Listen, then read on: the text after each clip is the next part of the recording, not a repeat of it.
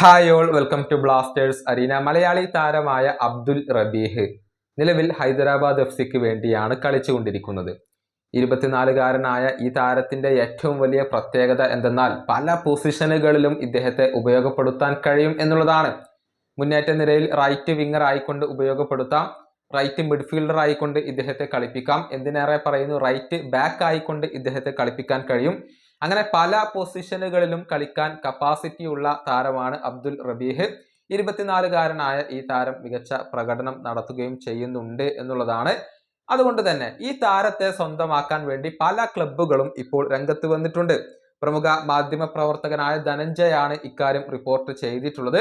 അതായത് വരുന്ന summer transfer ജാലകത്തിൽ ഏറ്റവും കൂടുതൽ ചർച്ച ചെയ്യപ്പെടുന്ന പേരുകളിൽ ഒന്നായി മാറാൻ അബ്ദുൽ റബീഹിന് കഴിയും.